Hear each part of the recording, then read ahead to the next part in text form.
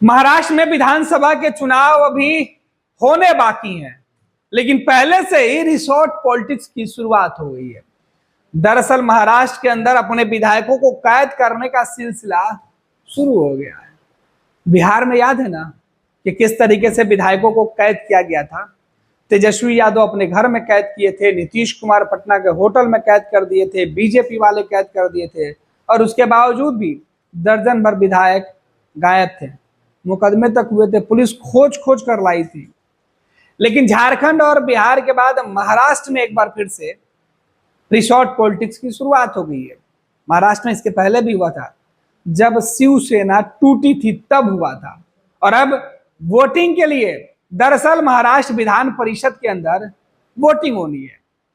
11 सीटों के लिए जो खाली जगह थी उस पर 12 उम्मीदवार मैदान में हैं। लिहाजा ये स्थिति बनी हुई है कि किसके विधायकों को तोड़कर एक सीट जितवा लिया जाए। सत्तारूढ़ और विपक्ष दोनों आमने सामने हैं। लिहाजा एनसीपी, शरद पवार गुट और उद्धव ठाकरे की जो पार्टी है शिवसेना, दोनों ही पार्टियों ने मुख्य पार्टियों से अलग, क्योंकि एक शिवसेना शिंदे गुट की है, एक शरद पवार की पार्टी जो एनसीपी है वो एक एनसीपी उनके भतीजे के साथ है। ऐसे में दोनों ही दलों के जो विधायक हैं, दोनों ही गठबंधन के जो विधायक हैं, वो किसके हाथों में कितने सुरक्षित हैं इसका ध्यान रखा जा रहा है। लिहाजा होटल से लेकर रिसोर्ट तक में विधायकों को लाकर कैद किया जा रहा है। निगरानी की जा रही है कि कहीं गड़बड़ ना हो जाए, जो सरकार बची हुई है वो गिर न जाए, और जो कुछ महीनों में सरकार बनने वाली है उसका समीकरण न बिगड़ जाए। दरअसल महाराष्ट्र की पॉलिटिक्स पूरे देश में सुर्खियों में है। देश की नजर महाराष्ट्र की सियासत पर टिकी हुई है। बुरा मामला क्या है हम आपको बता दें। महाराष्ट्र में होने वाला है बड़ा खेल। उद्धव ठाकरे ने अपने विधायकों को होटल में शिफ्ट कर दिया।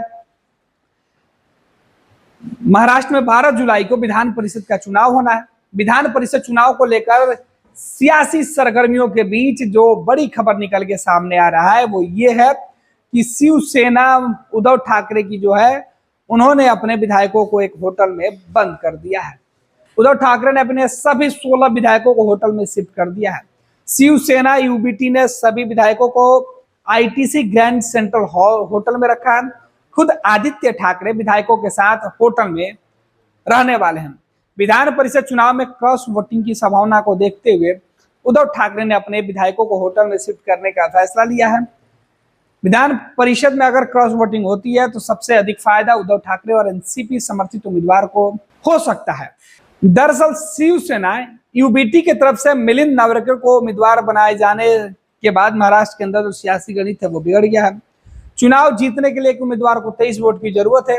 शिवसेना यूबीटी के पास 15 विधायक हैं, तो दूसरी ओर एनसीपी के दूसरे उम्मीदवार और एनसीपी एसपी समर्थित उम्मीदवार जयंत पाटिल को भी जीतने के लिए दूसरे दल के विधायकों का मुंह देखना पड़ रहा है। लिहाजा दूसरे दल के विधायकों के भरोसे मैदान में उतरे उम्मीदवारों के वजह से महाराष्ट्र की सियासत में रिसोर्ट पॉलिटिक्स की शुरुआत हुई है। उद्धव ठाकरे ने गेम और पासा दोनों महाराष्ट्र के अंदर बदलने का खेल शुरू कर दिया है। उद्धव ठाकरे के उम्मीदवार मैदान में उतरकर महाराष्ट्र की सियासत को चुनाव के पहले ही चुनावी मोड में ला दिए हैं। अब देखना कि अगर क्रॉस वोटिंग होती है तो फायदा किसको मिलता है। हालांकि ज्यादा उम्मीदें 12वें उम्मीदवार को लेकर टिकी हुई है, और यही वजह है कि भाजपा और भाजपा के सहयोगी शिंदे गुट पूरी तरीके से बेचैन है। 26 वर्षों में 17,000 से अधिक डॉक्टर बना चुका बिहार एवं झारखंड के छात्रों एवं अभिभावकों के बीच सर्वाधिक विश्वसनीय एवं लोकप्रिय संस्थान गोल, नेशंस लीडिंग इंस्टीट्यूट। हमारा विश्वास गोल के साथ।